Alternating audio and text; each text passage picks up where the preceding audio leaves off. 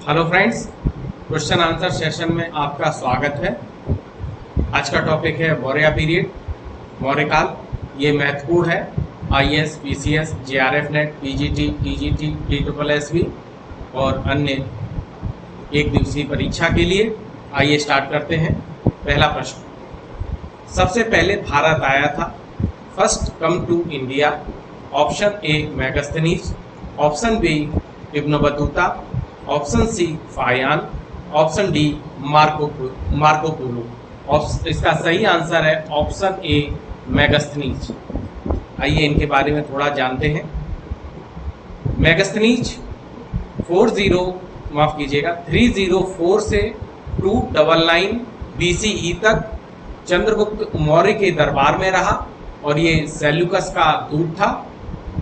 Ibn Battuta ये Morocco का रहने वाला था और सितंबर 1333 में मोहम्मद बिन तुगलक के दरबार में दिल्ली आया। 8 वर्षों तक दिल्ली का काजी रहा। इसने एक बुक लिखी रेहला, जो अरबी भाषा में है। अगला ऑप्शन है फायान। ये 2 शब्दों से मिलकर बना है, फा और हियान से। फा का अर्थ है धर्म और हियान का अर्थ है आचार्य, तो इसका नाम हो गया धर्माचार्य। ये दोस्तों 399 से लेकर 399 से लेकर 414 AD तक चंद्रगुप्त विक्रमादित्य के दरबार में रहा, जो गुप्त शासक थे। और मार्को पोलो इटली के वेनिस शहर का रहने वाला था। अगला प्रश्न, चंद्रगुप्त मौर्य की तिथि के बारे में जानकारी कहां से प्राप्त होती है? ऑप्शन ए यूनानी स्रोत, Greek sources, option B Jain साहित्य, option C Indica, option D बौद्ध साहित्य। इसका सही आंसर है ऑप्शन ए यूनानी स्रोत। अगला प्रश्न, मौर्य वंश का अंत किसने किया? Who ended the Maurya dynasty? Option A Sunga, option B Satavahana, option C Kushan, option D Gupta. इसका सही आंसर होगा ऑप्शन ए सुंग। अंतिम मौर्य सम्राट भद्रथ की हत्या उसके सेनापति पुष्यमित्र सुंग ने की और एक नए वंश सुंग वंश की नींव डाली। अगला प्रश्न, श्रीलंका में बौद्ध धर्म का प्रचार करने वाले महेंद्र को बौद्ध ग्रंथों का अध्ययन किसने कराया? Option A Mahakashyap, option B Milind, option C Mahindra, option D Moggaliputta पिस। इसका सही आंसर होगा ऑप्शन डी। ये तृतीय बौद्ध संगति, थर्ड बौद्ध समिति के अध्यक्ष रहे, जो अशोक के काल में तृतीय बौद्ध संगति हुई। अगला प्रश्न, सिंध से पाटलिपुत्र तक के मार्ग का उल्लेख किया गया है। Option A Sikandar, option B Megasthenes, option C Faxian, option D Kautilya. इसका सही आंसर होगा ऑप्शन बी मैगस्थनीज। अगला प्रश्न, अपने आश्रित बच्चों और पत्नी के लिए उचित व्यवस्था किए बिना भिक्षु बनने वाले के लिए सजा का प्रावधान किसने किया? Option A Kautilya, option B Ashoka, option C Manu, option D Pushyamitra Shunga. इसका सही आंसर है ऑप्शन ए कौटिल्य। कौटिल्य के अर्थशास्त्र में ये बात दी गई है, लिखी हुई है। अगला प्रश्न, मैगस्थनीज की इंडिका वर्तमान में निम्नलिखित उद्धरणों में उपलब्ध है। ऑप्शन ए, माफ कीजिएगा, पहला नंबर है स्ट्रेबो के वर्णनों में, दूसरा है एरियन के वर्णनों में, तीसरा है डियोडोरस के वर्णनों में और चौथा है टालमी के वर्णनों में।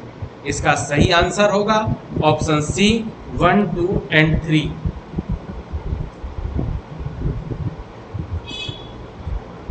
अगला प्रश्न, किस ग्रंथ से पता चलता है कि अशोक कश्मीर का संस्थापक था?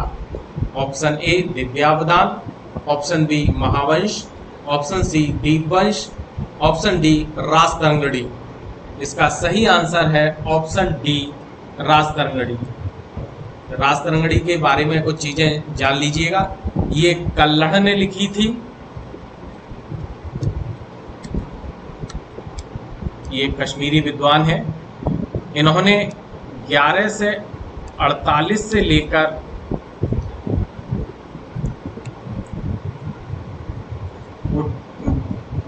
49 तक 49 तक एडी में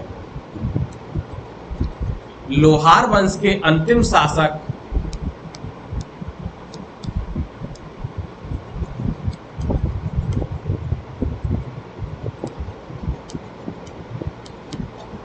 लोहार वंश के अंतिम शासक, अंतिम राजा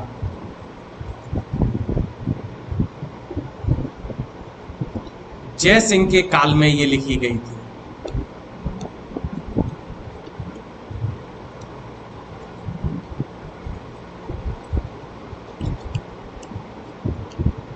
इसमें 8 तरंग या चैप्टर हैं, 8 तरंग या चैप्टर हैं। इससे, इस किताब से कश्मीर के विषय में और उत्तरी भारत के इतिहास के विषय में, जो 12वीं शताब्दी तक का है, उसके विषय में बहुत महत्वपूर्ण जानकारी मिलती है। अगला प्रश्न, श्रवणबेलगोला कहाँ स्थित है? Option A Tamil Nadu, option B Gujarat, option C Karnataka, option D Andhra Pradesh. ये इसका सही आंसर होगा ऑप्शन सी कर्नाटका। जरा श्रवणबेलगोला के बारे में आप लोग कुछ जान लीजिएगा। चंद्रगुप्त मौर्य अपने जीवन के अंतिम समय में जैन आचार्य भद्रबाहु से जैन धर्म की दीक्षा लेता है और श्रवणबेलगोला आ जाता है उन्हीं के साथ, और यहीं पर चंद्रगिरी पहाड़ी पर 298 BCE में संलेखना पद्धति से अपने प्राण त्याग देता है। ये जैनों की एक पद्धति है संलेखना। मैं इसको लिख देता हूं।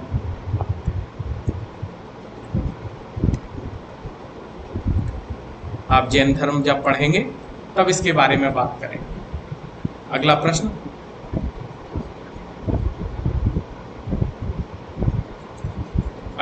मौर्य के शासनकाल में जहाज रानी पर राज्य का एकाधिकार था। ऑप्शन ए कौटिल्य के अनुसार, ऑप्शन बी टालमे के अनुसार, option C Arrian, option D Pliny. इसका सही आंसर है कौटिल्य। कौटिल्य के अर्थशास्त्र में लिखा है कि जहाज रानी उद्योग पर राज्य का अधिकार होना चाहिए। अगला प्रश्न, अशोक के किस शिलालेख में कहा गया है कि सभी मनुष्य मेरी संतान हैं? ऑप्शन ए 5वें शिलालेख, ऑप्शन बी 6 पिलर एडिक्ट्स स्तंभ लेख, ऑप्शन सी पहला पृथक शिलालेख, ऑप्शन डी दूसरा पृथक शिलालेख। इसका सही आंसर है ऑप्शन सी प्रथम पृथक शिलालेख।